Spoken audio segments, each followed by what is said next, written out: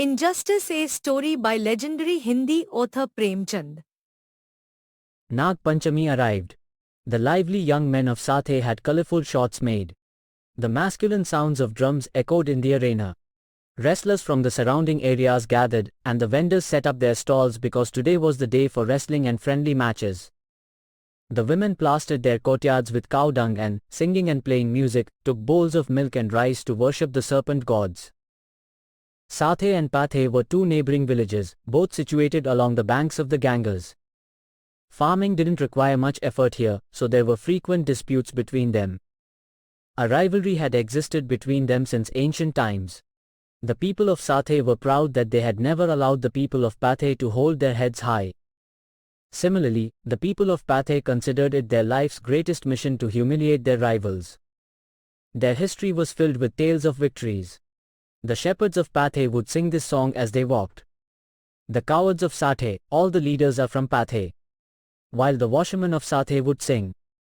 The men of Sathe are 60 hands strong, always wielding swords. Those born in Pathe are cursed by their own lineage.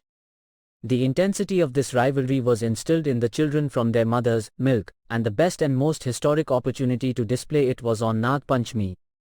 Preparations for this day would go on all year. Today, a crucial wrestling match was about to take place. Sathe had pride in Gopal, and Pathe boasted of Baldev's prowess.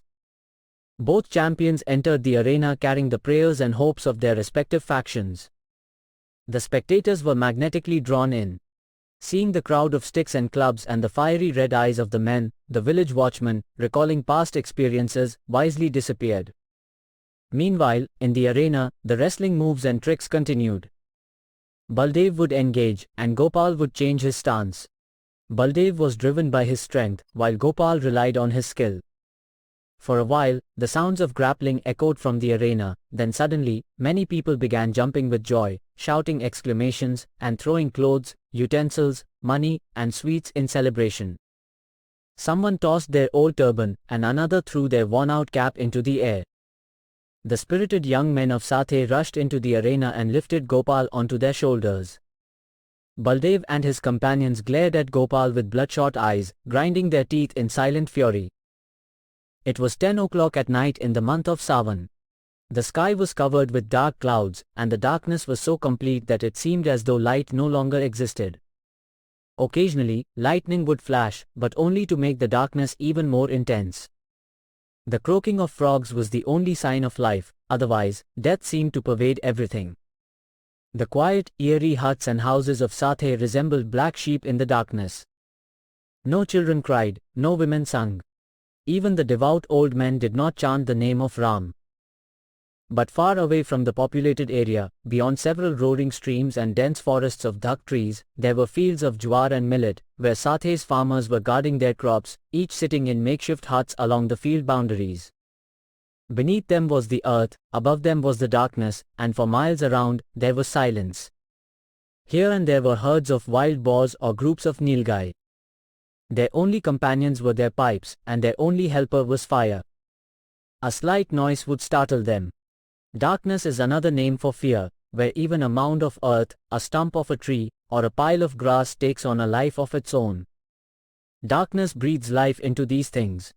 But these farmers had strong hands, strong hearts, and strong wills to endure all these hardships to prepare the luxuries for their more fortunate brothers. Among these guards was today's hero, the pride of Sathe, Gopal, who was sitting in his hut, singing a soft song to keep himself awake. I regret meeting your eyes, oh dear. Suddenly, he heard the sound of footsteps, just as a deer listens intently to the barking of dogs. Gopal too strained his ears. The drowsiness of sleep disappeared. He picked up his stick, slung it over his shoulder, and stepped out of the hut. Darkness enveloped everything, and a light drizzle was falling. No sooner had he stepped outside than a heavy blow struck his head. He staggered and fell, lying unconscious there all night. It's unknown how many more blows he received. The attackers believed they had finished him off, but life still lingered. These were the proud people of Pathe, who, under the cover of darkness, had avenged their defeat. Gopal was a Yadav by caste, uneducated and rough. Since his mind had never been enlightened, why should the lamp of his body burn out? He was 6 feet tall, with a solid build. When he sang with a challenge in his voice, listeners could enjoy his melodies from a mile away. He was passionate about music. During the holy festival, he would sing for a month. In Sawan he sung Malhar, and singing bhajans was his daily pastime. He was so fearless that he doubted the existence of ghosts and spirits with the skepticism of a scholar. But just as lions and tigers are afraid of red flames, so too did Gopal's soul fear the sight of a red turban, an extraordinary fear, yet one he couldn't control. The terrifying image of a policeman that had been imprinted on his heart in childhood had become etched there like a line carved in stone. Mischief passed, childhood passed, the craving for sweets passed, but the image of the policeman remained. Today, a force of men in red turbans had gathered at his door, but Gopal, though aching with wounds and restless with pain, was sitting hidden in a dark corner of his house. The headman, the chief, the patwari, and the watchman stood humbly, flattering the inspector. Somewhere, a Yadav's complaint could be heard. Somewhere, a grocer was weeping and wailing. Somewhere, an oilman was crying out in distress. Somewhere, a blacksmith's eyes were bleeding tears. The ironsmith stood there, cursing his fate. Vulgar and filthy words were being exchanged freely. The inspector was an extremely incompetent officer who spoke in abuses. As soon as he got out of bed in the morning, he recited a litany of curses. When a servant came to complain that there were no eggs, the inspector grabbed a whip and gave him a thorough beating. The entire village was in turmoil. The constables and watchmen strutted along the paths as if they were visiting their in-laws' village. When all the villagers had gathered, the incident was revealed, and this wretched Gopal hadn't even filed a report. The headman, trembling like a reed, said, "Sir, please forgive him now." The inspector gave him a fierce look and said, "This is his mischief. The whole world knows that concealing a crime is equivalent to committing one. I'll teach this scoundrel a lesson. He's drunk on his own strength, that's all. Those who don't listen to words must be dealt with by force." The headman bowed his head and said, "Sir, please forgive him now." The inspector's brow furrowed, and he snapped angrily, "Are you out of your mind? If I were just going to forgive everyone, why would I have run all the way here? I've got no time to waste. I'm going to pray now, and while I do that, you can have a little chat among yourselves and send me off happy and satisfied. Otherwise, you know Ghaus Khan, right? His blows are deadly." The inspector was very particular about religious duties. He prayed 5 times a day and fasted for the entire month of Ramadan. His Eid sacrifices were grand. What more could you ask of a man's conduct? The headman quietly approached Gopal's wife, Gaura, and said, "This inspector is a real tyrant. He won't settle for less than 50 rupees. He's the top cop in the district." I pleaded with him, saying, "Sir, we're poor people. We have nothing to give," but he wouldn't listen. Gaura, hiding her face behind her veil, said, "Father, just make sure his life is saved, and no harm comes to him. Money is no object, we earn it for days like this." Gopal, lying on his cot, had heard everything. Now he couldn't take it anymore. A crime that wasn't committed can be suppressed but not crushed. He sat up with determination and said, "Forget 50 rupees, I wouldn't give 50 cowries. What's the rebellion here? What crime have I committed?" The headman's face turned pale. In a tone of authority, he said, "Speak softly. If he hears you, there'll be trouble." But Gopal was enraged and defiantly said, "I won't give a single cowrie. Let's see who dares to hang me." Gaura, in a soothing tone, said, "Fine, don't give any money when I ask you for it." With that, Gaura, who at that moment was acting more like a queen than a wife, took out a bundle of money from a corner of the roof and placed it in the headman's hands. Gopal clenched his teeth and stood up, but the headman quickly slipped away. The inspector had heard Gopal's words and was silently praying, "Oh God, turn this wretched man's heart." Just then, the headman came outside and showed the bundle of 25 rupees. 25 had already disappeared along the way. The inspector thanked God. His prayer had been answered. He pocketed the money and, leaving behind a crowd of crying and wailing villagers, vanished into thin air. The grocer was choked up. The butcher's throat was cut. The oilman was crushed. The headman had placed a debt on Gopal's neck, as if he had paid the ransom out of his own pocket. He became a hero in the village, his prestige increased. Meanwhile, Gopal took out his anger on Gora. The whole village talked about it all night. Gopal had narrowly escaped, and the credit went to the headman. A great disaster had been averted.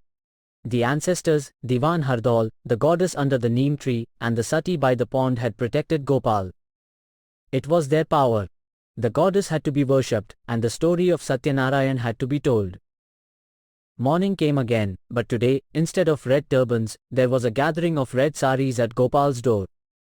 Gora was going to worship the goddess, and the village women had come to accompany her.